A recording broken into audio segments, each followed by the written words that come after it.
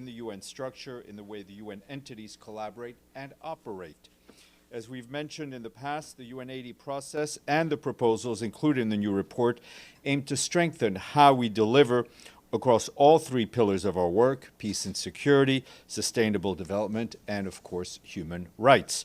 The report was issued ahead of the high-level week to inform the deliberations between member states on the ways to strengthen the UN system. But I can also tell you that the Secretary General will formally present the report to member states in October after the high-level week. This evening, this evening there will be an event commemoration of the UN at 80, a living legacy, that will take place in the General Assembly Hall. The Secretary General will speak and is expected to say that the United Nations lives in every peacekeeper who stands between conflict and calm, in every humanitarian worker who reaches the unreachable, and in every diplomat who chooses dialogue over discord. He will ask all of us to honor the legacy that we have inherited and commit to the legacy that we will leave behind. Turning to the situation in the Gaza Strip. The Office for the Coordination of Humanitarian Affairs reports that the ongoing strikes and ground operations continue to exact a heavy toll on battered and exhausted civilians. As the offensive in Gaza City intensifies, the influx of newly displaced people arriving in the south is putting even more stress on already overstretched services, as spaces in southern Gaza continues to shrink due to overcrowding. Our colleagues report that people are arriving deep into the night, many of them walking for long hours without food, without water, and without shelter. The coastal Al-Rashid road remains extremely congested as vehicles, donkey carts, tuk-tuks, and people on foot make their way south amid the escalating attacks. Despite the announcement by the Israeli authorities to allow Saladin Road to be used by people fleeing south, partners report that the road is impassable for travel by vehicles as the road requires repairs. Today, Israeli authorities also announced that the 48-hour window to use the road is now closed, making Al-Rashid the only passage available for civilians who want to leave north. The UN and our partners continue to respond wherever we can, in whatever way we can, despite the obviously extremely challenging circumstances and the ongoing insecurity. Yesterday, an interagency mission led by our OCHA colleagues carried out an assessment mission in multiple areas of Khan Yunis, where people displaced from the north have recently arrived. The assessment noted high levels of need among the displaced families, especially for shelter, for food, for water, for medical care, for every essential part of survival. OCHA reiterates that the volume of supplies entering Gaza remains below the threshold necessary to address people's deepening needs. Furthermore, humanitarians require conditions on the ground to enable them to reach the most vulnerable people with assistance safely, rapidly, and consistently. The looting of supplies remains a critical obstacle, preventing the UN and our partners from being able to deliver aid at scale, including community-based mechanisms, which have proved successful in the past. In a statement issued today, our colleagues at UNICEF tell us that yesterday, 4 trucks full of ready-to-eat therapeutic food were stolen at gunpoint at Gaza City. The stolen supplies would have helped at least 2,700 severely and acutely malnourished children with life-saving support at a time where famine has been confirmed in Gaza Governorate and the ongoing military operation is creating further displacement, as we've been telling you, and compounding the devastating impact of this conflict on children. Today, UNICEF also was forced to cancel their mission to Karim Shalom to pick up supplies for the 3rd day in a row due to the high risk of looting on the route that was cleared by the Israeli authorities for us to use. Access impediments and delays persist, adding to the challenges faced by humanitarians delivering aid to people who are so desperate to receive it.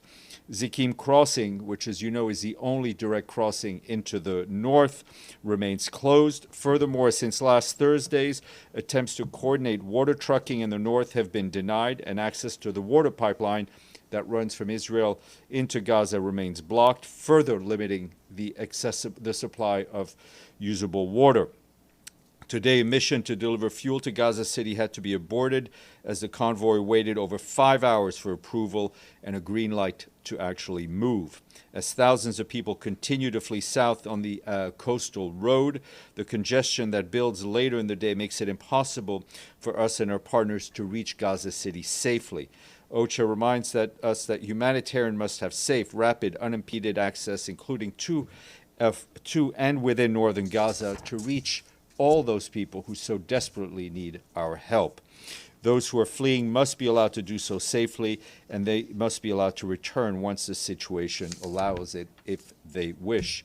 Also, just referring to what we saw happen yesterday, I can tell you the Secretary General strongly condemns yesterday's attack at the King Hussein Bridge, the Allenby crossing with Jordan, in which 2 Israelis were killed by a Jordanian driver of an A truck that was bound for Gaza.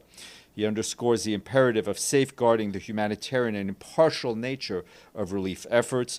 He calls on all parties to allow and facilitate rapid and unimpeded passage of humanitarian relief for civilians in need, including through all available crossings, as we've been saying, and routes.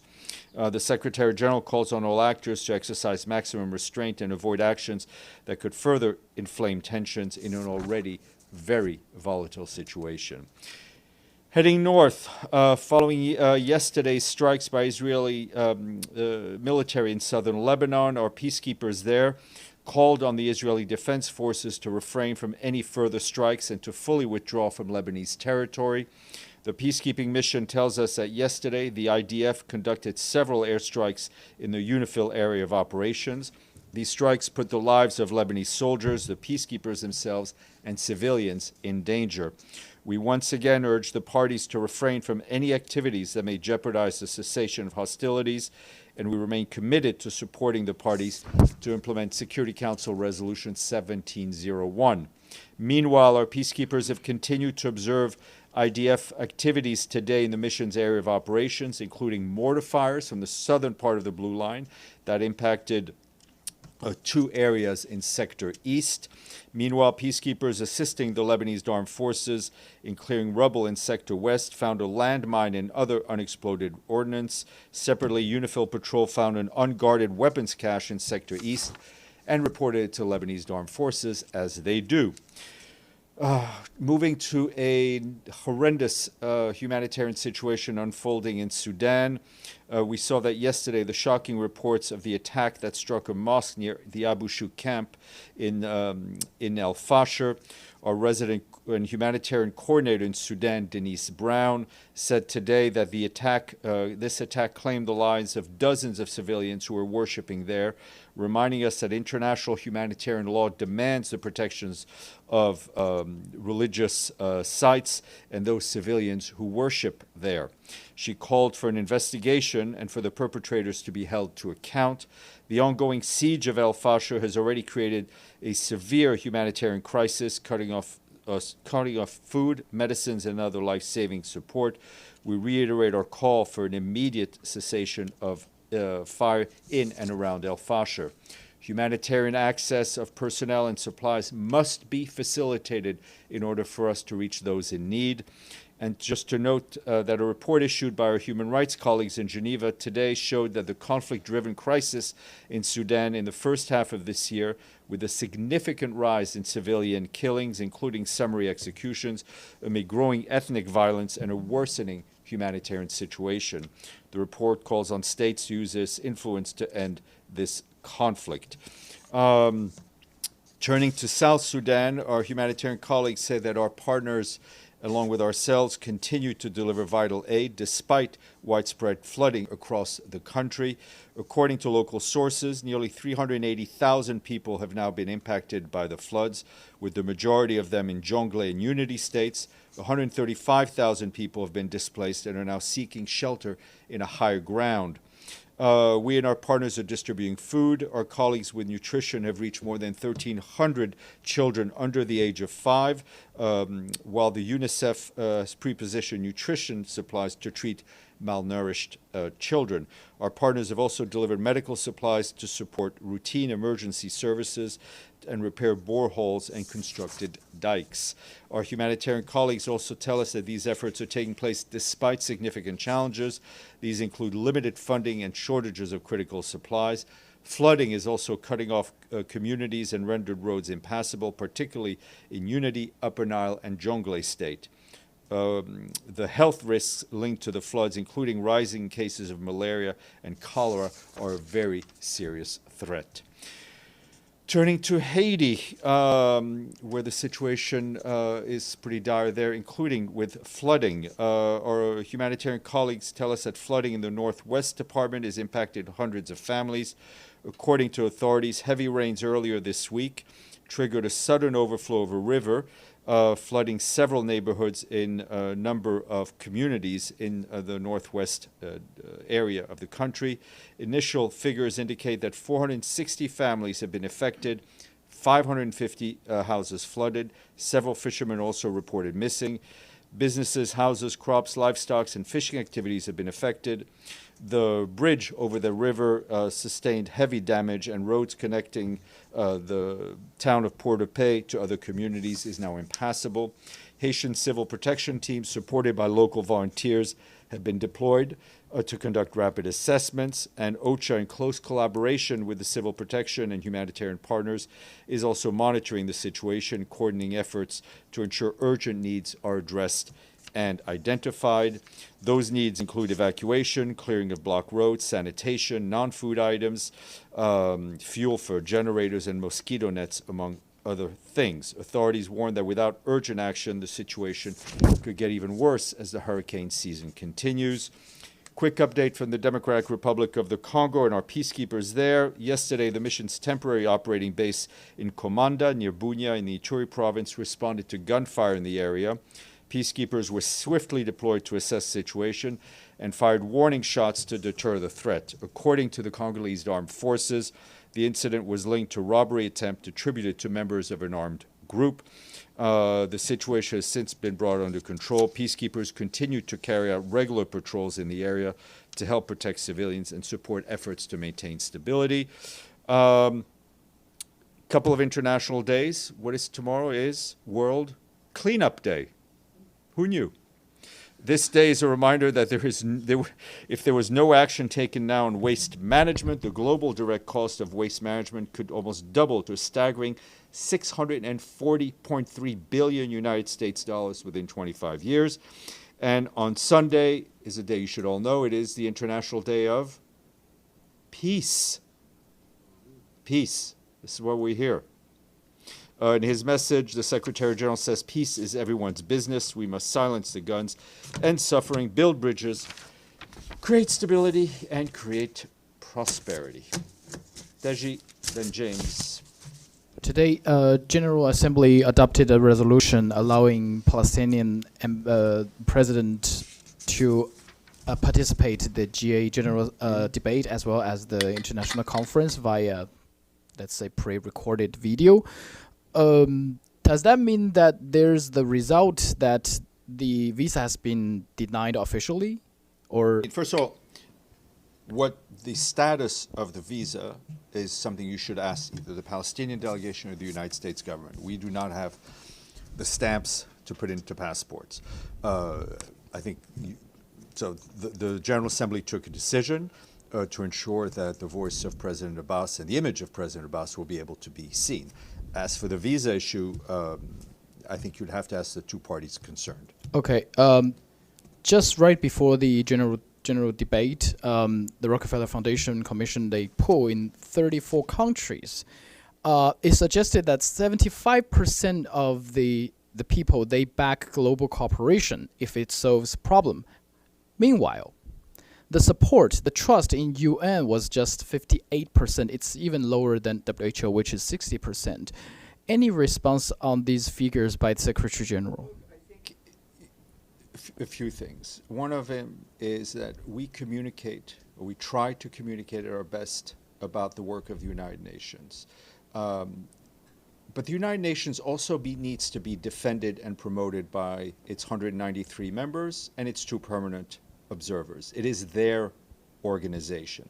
And I think when people feel displeased about the UN, and I think everyone has a right to sometimes be happy or be unhappy with what happens here, it is important that people see sometimes beyond what grabs the headlines, which is often the debates in the legislative bodies. I think, as the Secretary General says, the UN is much more than just the Security Council, where we know there is lack of progress on a number of files. But we will continue to promote the ideals of this organization and to defend it, and we expect member states to also do the same. One last thing, are we going to have briefings next week?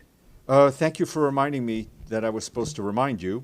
So tomorrow and Sunday, our office will be open.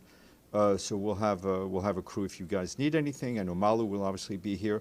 We will have a briefing on Monday, and then you will be relieved to know that we will not have a briefing Tuesday, Wednesday, or Thursday, unless there's some sort of breaking news that will compel us to do so. And we will be back at the podium on Friday. Mr. Bays. So first, a follow-up on the GA vote. The Secretary General meets a huge number of leaders over high-level week. Will he try and have he would normally meet President Abbas. Will he try and have a video call with President Abbas? It's too early to tell. Okay. Moving to what's been going on in the Security Council, yet again, we've had the US using its veto. Yet again, we've had a ceasefire, which I know you've repeatedly said is needed, blocked 14-1. What's the Secretary General's reaction? Well, the Secretary General's reaction is that his position on what is going on in Gaza, on what is needed in Gaza, remains unchanged. And I think he laid it out fairly clearly when you asked him the question during the press briefing, James. Our position is unchanged. We want to see a ceasefire. Right. We want to see humanitarian aid flow through every possible crossing to meet the needs that are increasing by the day. We want to see the remaining hostages free and reunited with their families. And we want to see hope again for both Israelis and Palestinians to live in peace. And the one person who probably has some influence on this, who could change Prime Minister Netanyahu's mind, is President Trump. The Secretary General gets to meet President Trump next week. Will that message on Gaza be the number one message that the Secretary General will be trying to impart to President Trump? Look, I think the Secretary General will would not want me to preview what cards he will play when he meets with President Trump. But as I think as I answered to one of your colleagues, there will be a lot of issues of mutual interest. And I mean, he's been clear that the U.S. does have influence and does have a role to play. And I think he talked about the fact that he had neither carrots nor sticks in answer to a question, I think, from Michelle, and that member states, and some member states more than others, have both carrots and sticks to try to help us move in the right direction. And finally, the Security Council today, a vote that means the snapback process continues towards the deadline of the 27th. Clearly, in the JCPOA, the snapback was the collapse of the JCPOA, and the Secretary General's in favour of diplomacy. Is he worried the way it's going, and what are his hopes for high-level week on this? Look, we hope to see progress during high-level week on a number of urgent issues, including this one. We've seen the Security Council decision taken today, and that we know that if there's no diplomatic breakthrough in the coming days, the sanctions will be reimposed, I think, by the 27th, right, and keeping in the deadline set by the resolution. For us, it's clear that time is running out. We reiterate our call for a diplomatic resolution to the Iranian nuclear program, emphasizing the importance of dialogue and upholding the UN Charter. Sylviane, and then we'll go here. Thank you, Stéphane. The Lebanese Minister of Foreign Affairs... Your microphone closer to your mouth, please. Okay.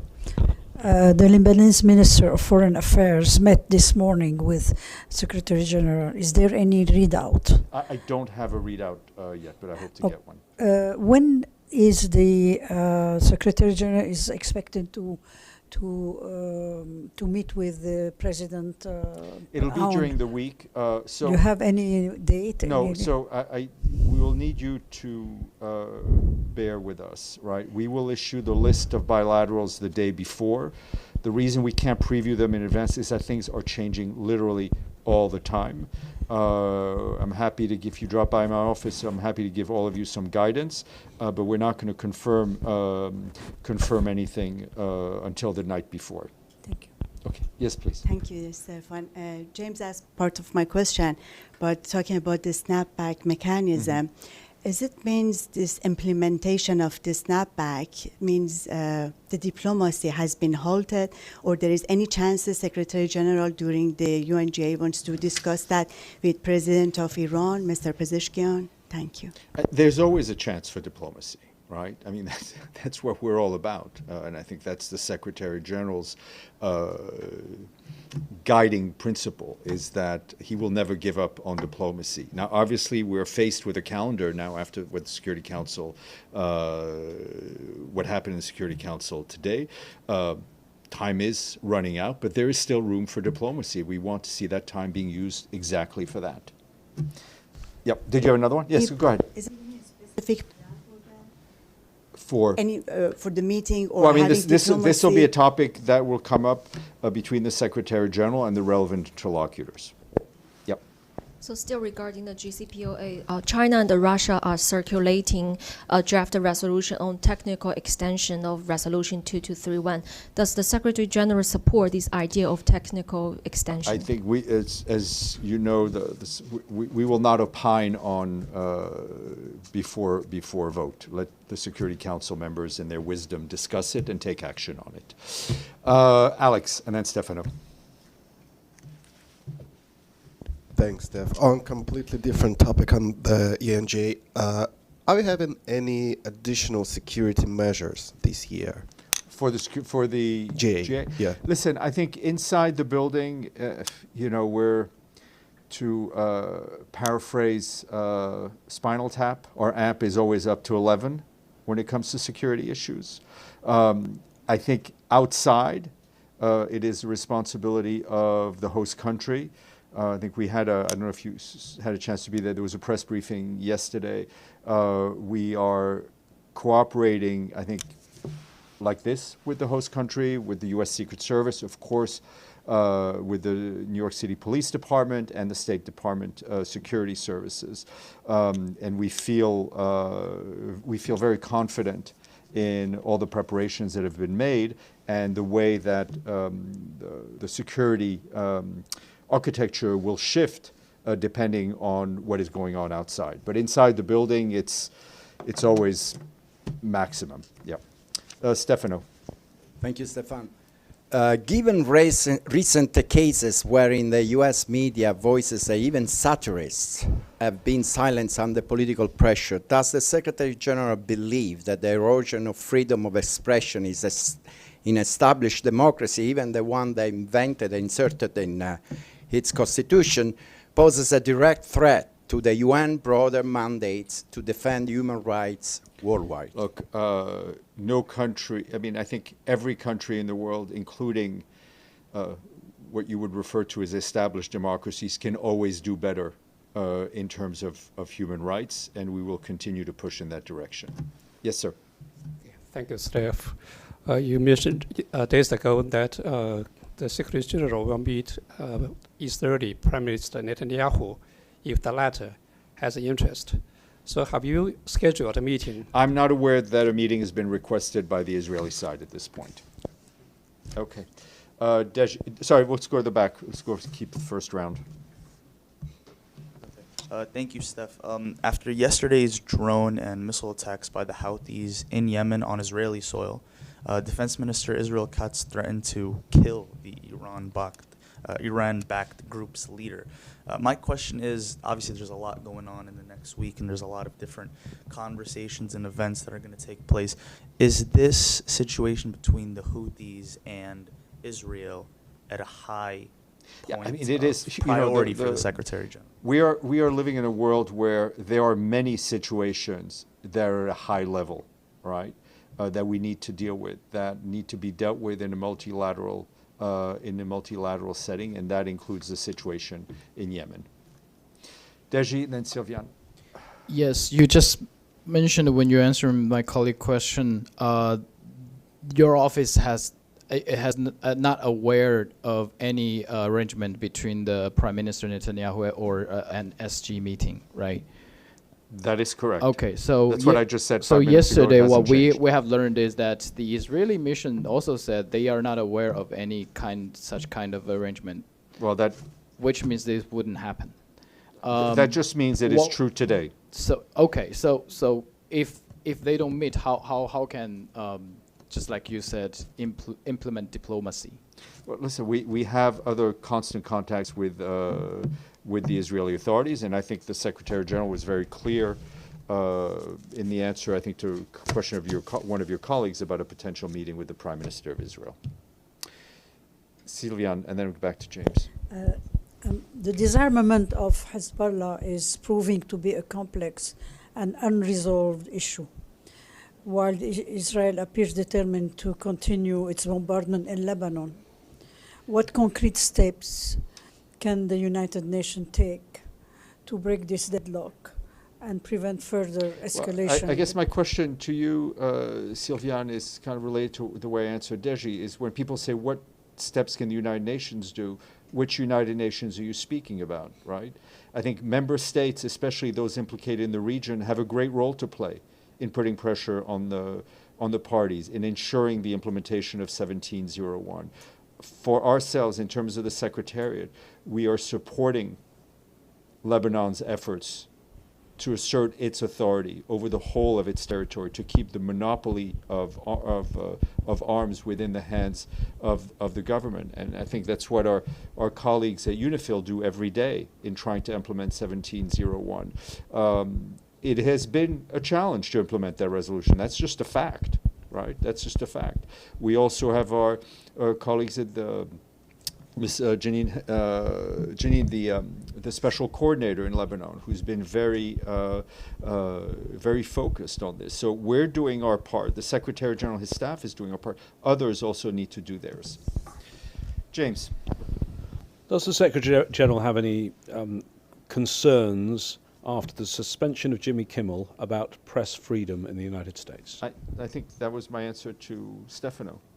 Sorry, okay, that's all right. But I do have two questions about international peace and security. Excellent. One, there is a meeting now planned between President Xi and President Trump at APEC, the two arguably most powerful men in the world. What's the Secretary General think of that? It's a good thing, right? I mean, I think it's good for the world that the leaders of two largest economies in the world meet face to face, hash out whatever issues they have on trade and other issues that they may want to discuss. You don't need to be a highfalutin analyst to understand that the relations between China and the People's Republic of China and the United States has an impact on the world as a whole. And the other thing I want you to comment on is, yet again, we have NATO saying that there's been violation of its airspace in Estonia. This is the latest example. NATO apparently intercepted Russian aircraft. This is getting dangerous. Your reaction? Okay. The Secretary General's I was waiting for a question. Yeah. What's the Secretary General's reaction? I mean, the Secretary General is obviously concerned by the heightened tensions that we are seeing in Eastern Europe. And again, we hope that this General Assembly, this high-level debate, will be a chance for diplomacy to be re-engaged on this issue. Thank you. One more question. There's a phone conversation between Chinese president and the U.S. president this morning. Does the Secretary General have any comments on the conversation? I think it's just what I just said, James. I mean, we're just told to James 2 seconds ago. I think it is always positive when the leaders of the world's two largest economies are in open and frank dialogue. Thank you all. I'll see you tomorrow if you want to come by, and I'll see you Monday.